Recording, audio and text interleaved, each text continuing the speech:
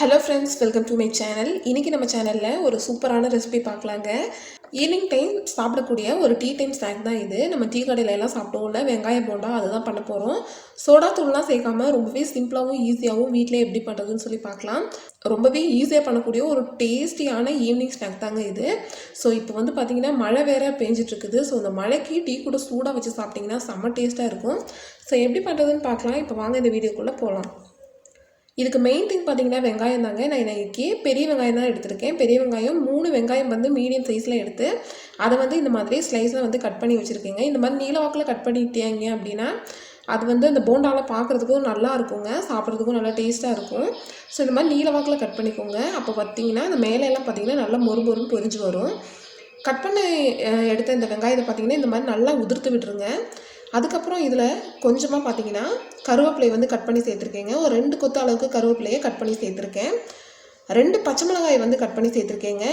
ரவுண்டாக கட் பண்ணியிருக்கேன். அடுத்து கொஞ்சமாக பார்த்தீங்கன்னா மல்லித்தலை வந்து சேர்த்துருக்கேங்க. மல்லித்தலையை வந்து சின்னதாக கட் பண்ணி சேர்த்துக்கோங்க.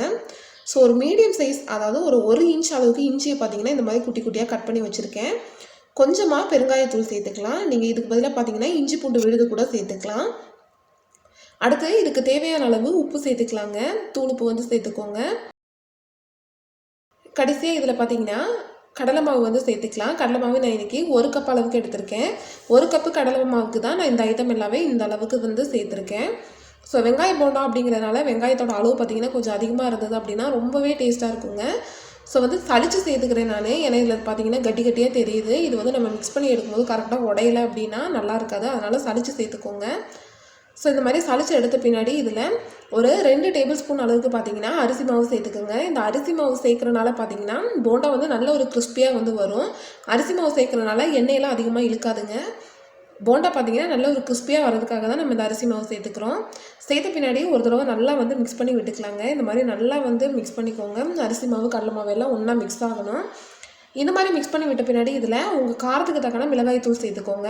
நான் இன்றைக்கி தனி மிளகாய் தூள் தாங்க சேர்த்துருக்கேன். இப்போ பார்த்தீங்கன்னா 1 ஸ்பூன் அளவுக்கு சேர்த்துருக்கேன்.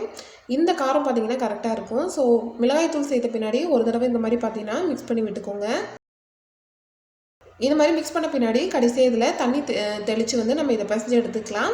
நிறைய தண்ணி சேர்த்துறாதீங்க. குழன்னு ஆயிடுச்சு அப்படின்னா நமக்கு வந்து போட்டு எடுக்கும்போது கரெக்டாக வராது. அது போண்டா மாதிரியே இருக்காது. ஸோ அதனால் பார்த்தீங்கன்னா இந்த மாதிரி கொஞ்சம் கொஞ்சமாக தண்ணி தெளித்து பிசைஞ்சு எடுத்துக்கோங்க.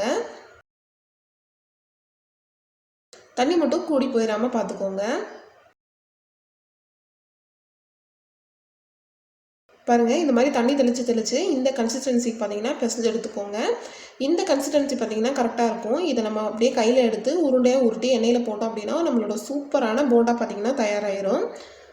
அவ்வளோதான். அடுத்து எண்ணெயை சூடு பண்ணிக்கலாம். எண்ணெய் இந்த மாதிரி சூடு பண்ண பின்னாடி இதை வந்து நம்ம உருண்டை பிடிச்சி இந்த மாதிரி உருண்டையாக பிடிச்சி எண்ணெயில் சேர்த்துக்கலாம். நான் வந்து எண்ணெய் இன்றைக்கி கம்மியாக வச்சுருக்கேன். அதனால் பார்த்தீங்கன்னா சின்ன சின்ன உருண்டைகள்லாம் செஞ்சுருக்கேன். உங்களுக்கு உருண்டை வந்து எந்த அளவில் வேணுமோ அந்த அளவில் வந்து நீங்கள் உருட்டி வந்து சேர்த்துக்கோங்க. நான் வந்து பார்த்தீங்கன்னா இன்றைக்கி வந்து இந்த ஒரு மீடியம் சைஸில் பார்த்தீங்கன்னா நான் வந்து செய்கிறேன். நீங்கள் பெரிய பெரிய உருண்டைகளாக போடுறீங்க அப்படின்னா எண்ணெய் வந்து கொஞ்சம் அதிகமாக வச்சுக்கோங்க. ஸோ இந்த மாதிரி மீடியம் சைஸ் உருண்டைகளாக உருட்டி இந்த மாதிரி சேர்த்துக்கலாங்க. அடுப்பை பார்த்தீங்கன்னா மீடியம் ஹீட்டில் வச்சுருங்க. நீங்கள் அதிகமாக வச்சுட்டிங்க அப்படின்னா வெளியே ஃபுல்லாக பார்த்தீங்கன்னா கருகி போயிடும், உள்ளே எல்லாம் வெந்து வராது. இந்த மாதிரி எல்லாம் சேர்த்த பின்னாடி ஃபஸ்ட்டு வந்து நம்ம போட்ட போண்டா வந்து திருப்பி விட்டுட்டே வந்தோம்னா நம்ம கடைசியில் போட்ட போண்டா வந்து பார்த்திங்கன்னா அதுக்குள்ளே ரெடி ஆயிரும். ஸோ இந்த மாதிரி ஒவ்வொன்றா பார்த்தீங்கன்னா திருப்பி விட்டுட்டே வாங்க. இது பொரிஞ்சு வர்ற வரைக்குமே பார்த்திங்கன்னா நல்லா வெந்து வர்ற வரைக்குமே மீடியம் ஹீட்டில் தான் இருக்கணும். அப்போ தான் பார்த்திங்கன்னா உள்ளே வரைக்கும் நல்லா வேகும்.